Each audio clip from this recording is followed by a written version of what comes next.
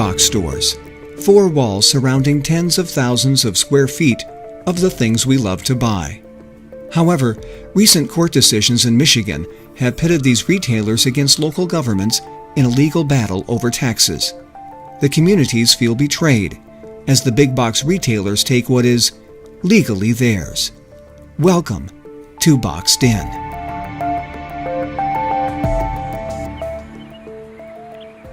The controversy began in 2010 when the Michigan Tax Tribunal ruled this Target store in Novi should be valued as if it were out of business or a dark store. 6 years later, it is still open, but the precedent established in Target v. Novi has allowed hundreds of big box stores in Michigan to significantly lower their property taxes using what has become known as the dark store theory. This theory extends far broader than dark stores. It extends to factories, extends to residences.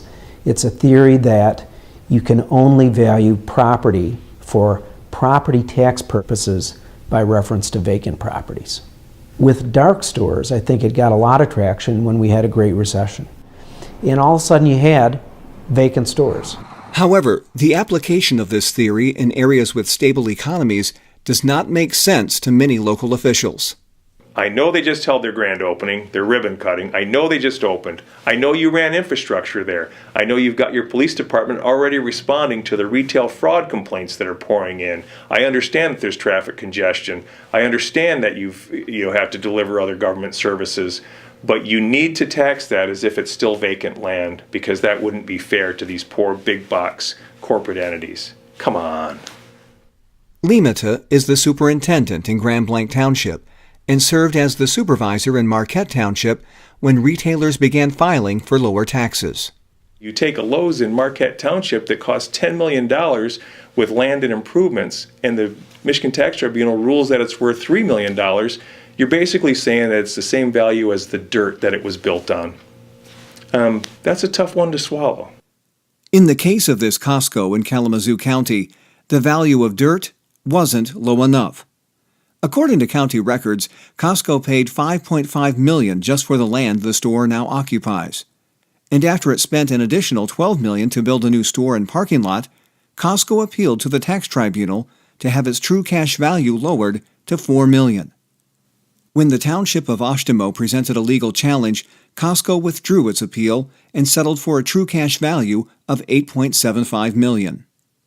Despite the objections from local units of government, the chief judge of the Michigan Tax Tribunal says he and his colleagues are simply following the law. Nobody's got a bias.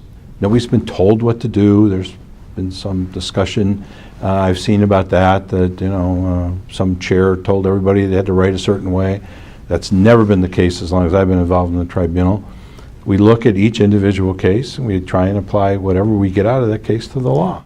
Lasher, who used to represent local governments before the tribunal, says the reason property owners are winning is simply because they can afford a better legal team. The real issue here is the inability of townships or municipalities to financially defend the assessments.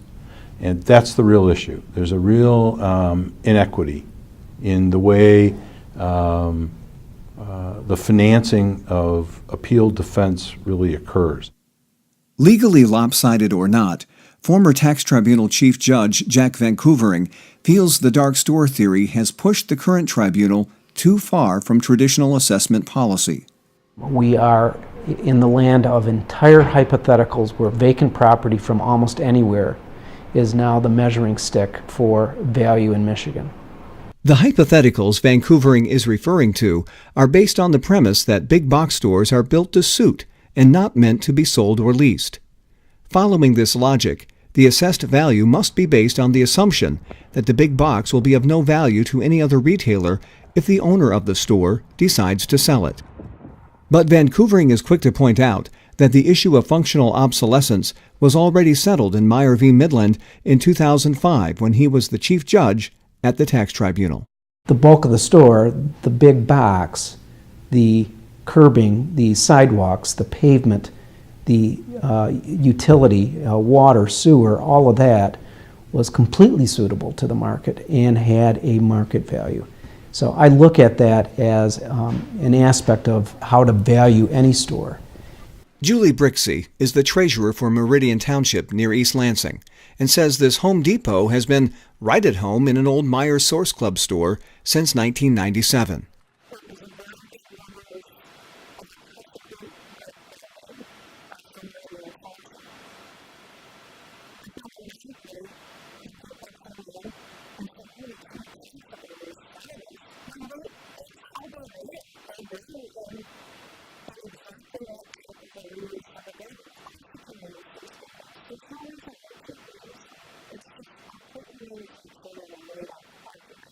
Home Depot would later go on to have the true cash value for the Meridian Township store reduced to $4.6 million.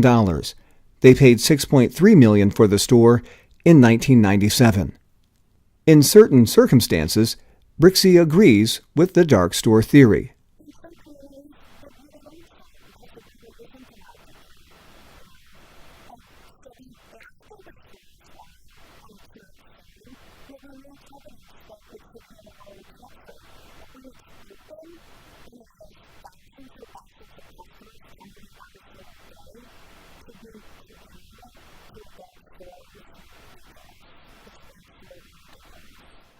The Michigan Chamber of Commerce feels these appeals and rulings are justified. A number of businesses in Michigan believed they were overassessed on their real property taxes. So, like any taxpayer, they have the right to challenge those.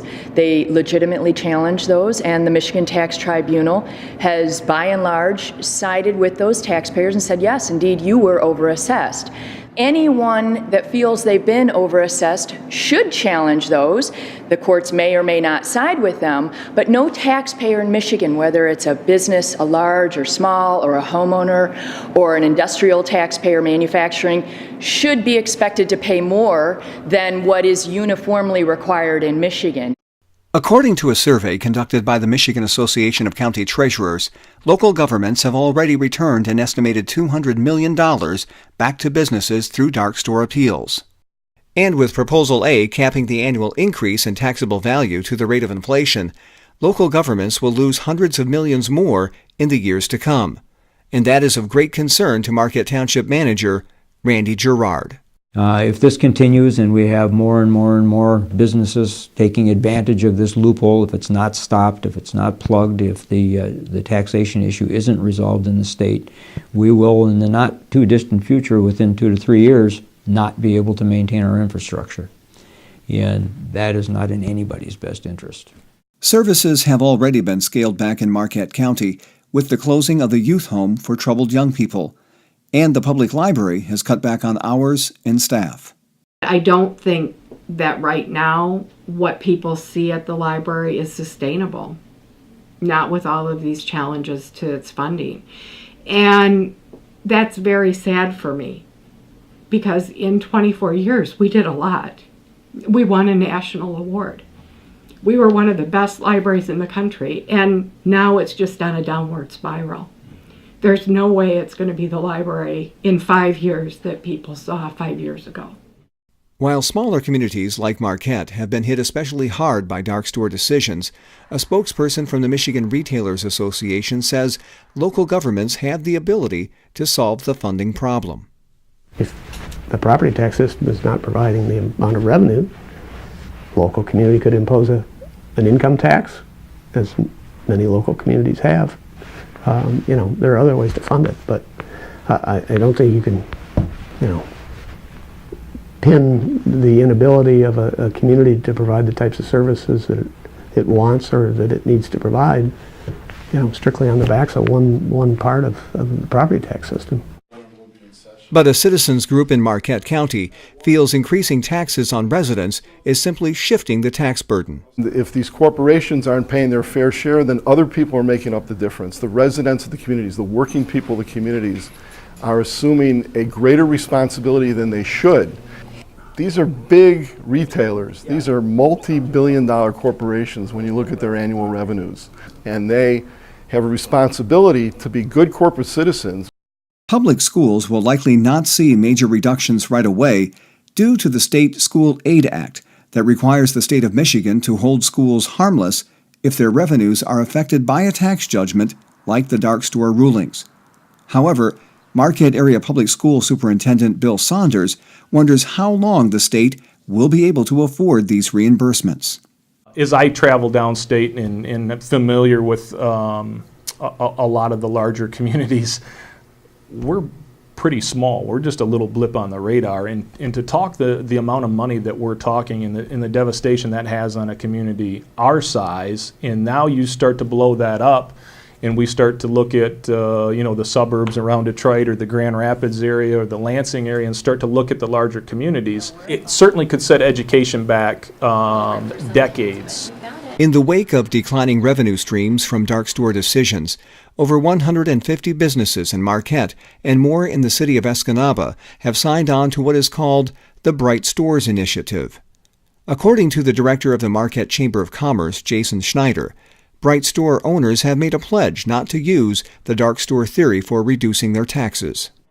A lot of our members are really concerned about it gutting the local and municipal governments. The streets, the fire service, the police protection, all of that is funded by local tax dollars, and most businesses are comfortable paying their fair share, hence the Bright Store Initiative.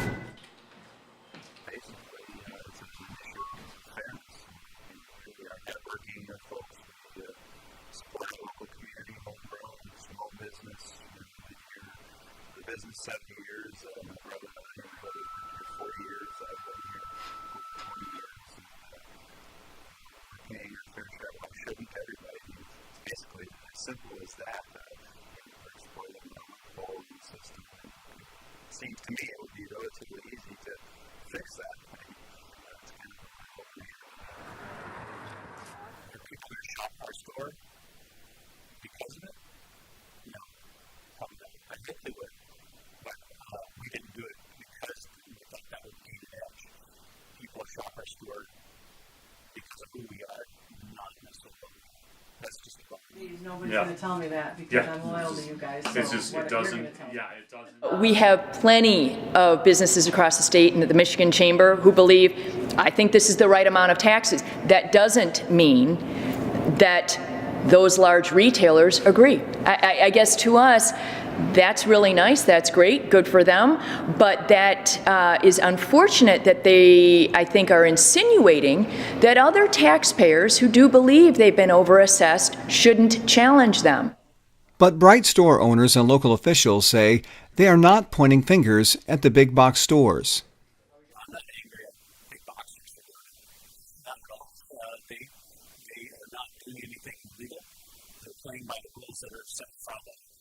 It's not the fault of the businesses, and we don't blame them. We blame the legislature for not stepping up and taking the action they needed to take. When the dark store theory was introduced in Indiana, the state legislature took action within 5 months and voted unanimously to ensure the theory would not take hold. In Michigan, it has been 6 years since the first dark store case.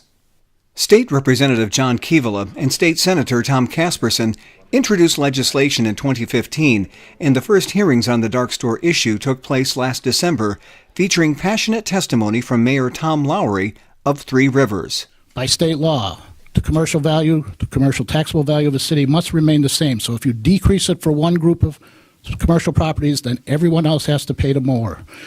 That's unfair also. I, as a small retail shop, have to pay a higher level of taxes in order to support my competitor, and that's really unfair. 2 examples of a petition to Board of Review.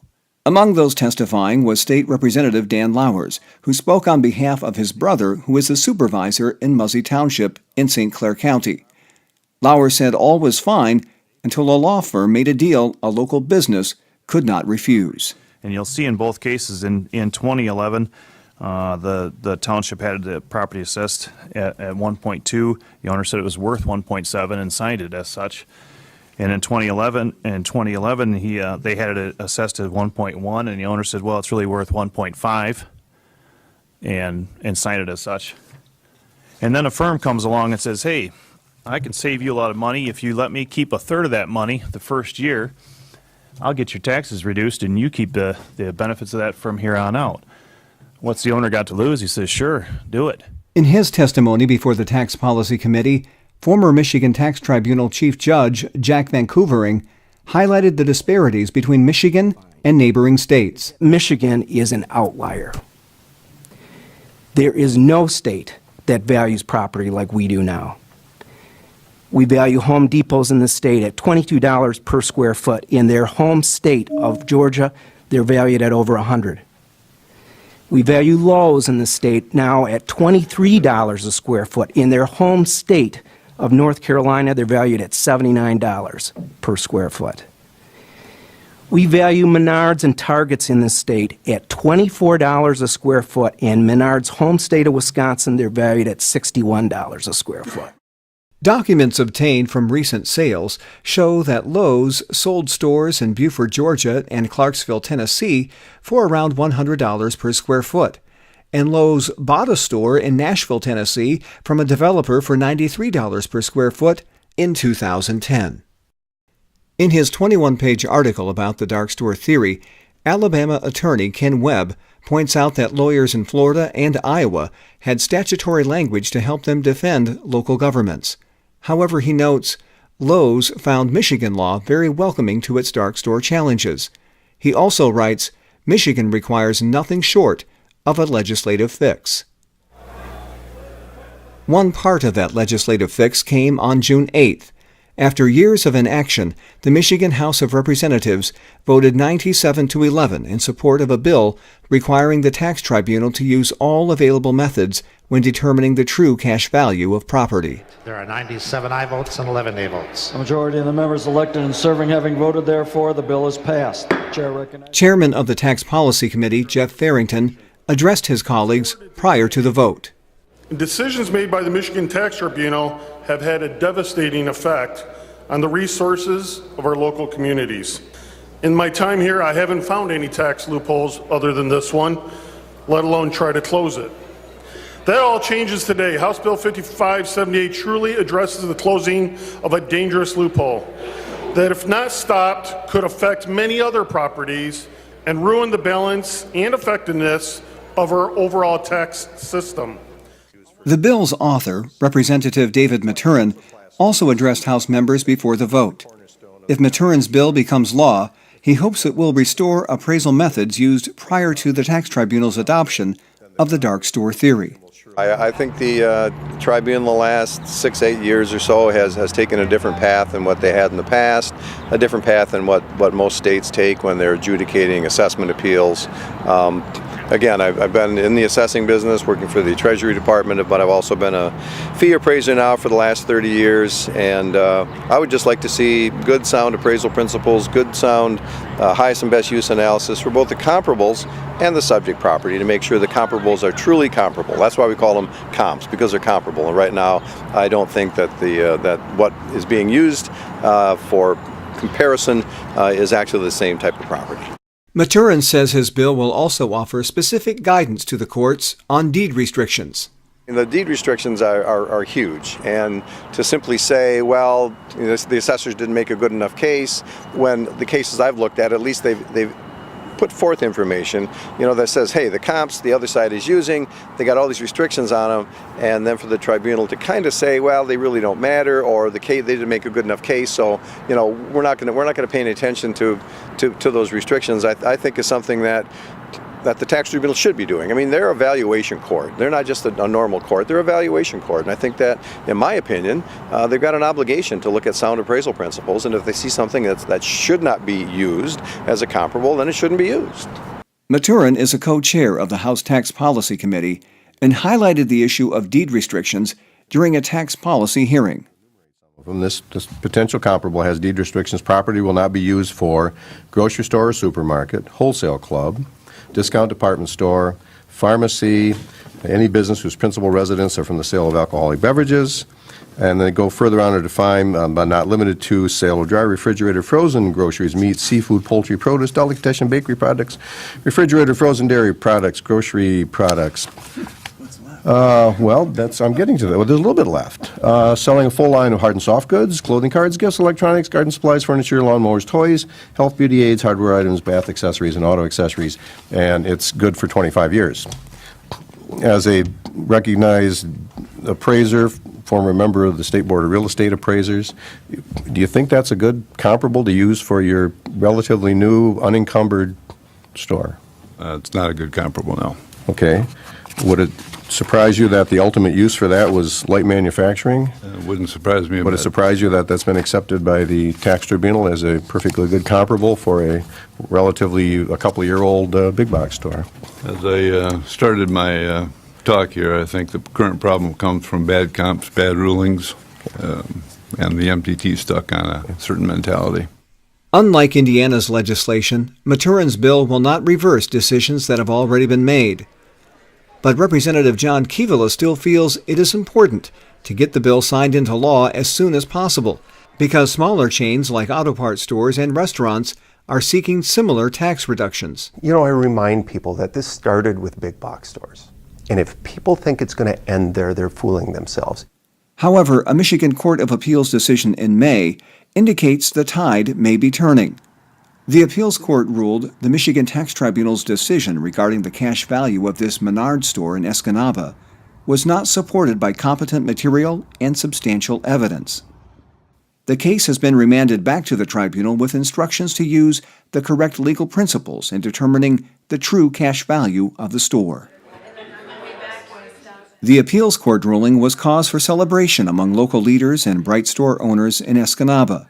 Well, it has been a long battle for many of us, and without the collaboration and cooperation of everybody in the UP, because Marquette has been battling this, Brady Township is battling this, City of Escanaba is battling, and it's coming down the pipe much more. And unfortunately, it was always viewed as a UP problem, but it's a problem of the state of Michigan. What you have here is also consistent with the tribunal's constitutional role. Jack Vancouvering, who served as legal counsel for several Upper Michigan townships, credits the tenacity of UP leaders and citizens for progress on the dark store issue. You have county commissioners and city council people that demand their voice be heard. They have single-handedly turned the rest of the state around. You know, a dozen people in the UP speaking out made a big difference. And I think that if you don't do anything, nothing changes.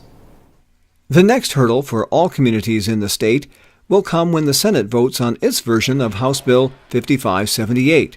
And while it has a lot of momentum coming from the House, Senator Casperson does expect some resistance in the Senate.